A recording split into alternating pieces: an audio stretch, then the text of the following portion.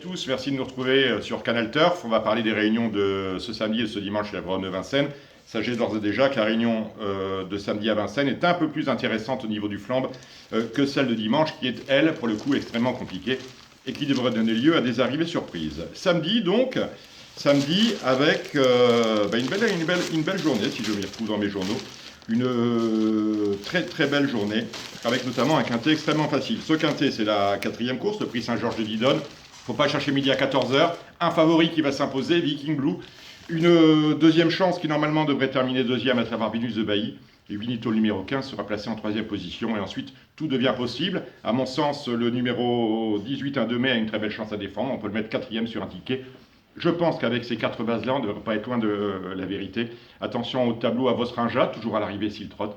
Et également à Ufangio, le numéro 3. Vostrinja, c'est le 2. Et Ufangio, c'est le numéro 3. Le prix Georges Lafosse, toujours dans cette réunion de samedi, c'est la troisième course.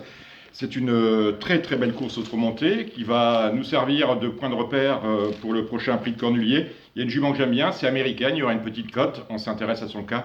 Et on peut éventuellement tenter un petit couplet nature avec l'As à mon idylle. Américaine à mon idylle, c'est dans la troisième.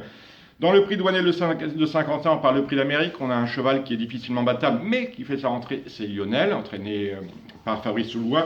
On retiendra que Lionel aura quand même d'autres courses à sa disposition dans le meeting pour gagner les gains qui lui manquent pour s'aligner au départ du prix d'Amérique. Je pense notamment au prix de Ténor de Beaune en janvier, qui qualifie directement pour le prix d'Amérique. Ce numéro 6, Lionel, normalement devrait faire sa course. On fait attention au 8 AV Avis, toujours tranchant quand il est déféré des 4. Mais moi, je tenterai quand même Africaine, préparée spécialement pour cet engagement-là. C'est le numéro 9. Dans le prix des rencontres internationales du trotteur français, on retrouve plein de drivers venus de plein d'horizons différents. Je ferai confiance au numéro 8, Rickshaw. Rickshaw, le numéro 8, qui possède le meilleur chrono sur ce parcours. Il va y avoir une cote à peu près 15 contre 1. On le joue au jeu simple gagnant. Et enfin, dans la 9e, le prix Voisie, deux favorites, les pouliches entraînées par Philippe Allaire.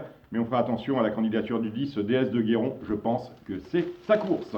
On passe à dimanche maintenant. Dimanche, donc, je voulais dire un quintet extrêmement difficile. C'est la finale du Grand National du Trot. Bien évidemment, il y a deux têtes qui dépassent. Celle d'Anamix qui porte dans cette épreuve le numéro 16 et celle de Tornado Bello qui, lui, vient d'être disqualifié dans le prix de Bretagne, où justement Anamix avait pris la deuxième place derrière Hakim du Cap-Vert. 16-17, base absolue, mais après tout devient possible. Par le Royal, mal engagé, mais déféré des 4 avec Jean-Michel Bazir, ça peut le faire.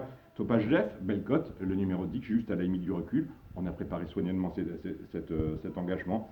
Et puis après, ma foi, on a des chevaux qui peuvent nous intéresser. Je pense à Va Très Bien, je pense à Urac qui ne fait pas de déplacement pour rien depuis le sud-est, le numéro 5. Capable de bien faire, et bien évidemment la meilleure chance en tête, c'est le numéro 3, à nous 3, on fera avec ces choses-là. Dans la première course de cette réunion de dimanche, je m'intéresserai à la candidature du numéro 9, Chant des Sirènes, qui est parvenu à rendre de très belle manière 25 mètres sur les promes de Laval lors de son avant-dernière sortie. Dans la deuxième, le Grand National des Amateurs, on fera attention à la candidature du numéro 16, UT8, il faut le savoir qu'il était l'un des meilleurs de sa génération en début de carrière, lorsqu'il courait notamment contre Uniqlove. Dans la troisième, Best of Jets, coup sûr gagnant, il va y avoir égalité, ça mérite une petite pièce. Dans le prix de l'heure, c'est la sixième course. À mon avis, il y a 3 chevaux qui se détachent. Le 12, Oliver Kronos. Le 6, Mafioso Fett, je vais arriver à le dire, qui vient de gagner son quintet sur la Grande Prise de Vincennes. Et on a bien évidemment Varus du Bocage, entraîné et drivé par Mathieu Abrivard, qui le défère. Le cheval est prêt, il devrait très bien se comporter.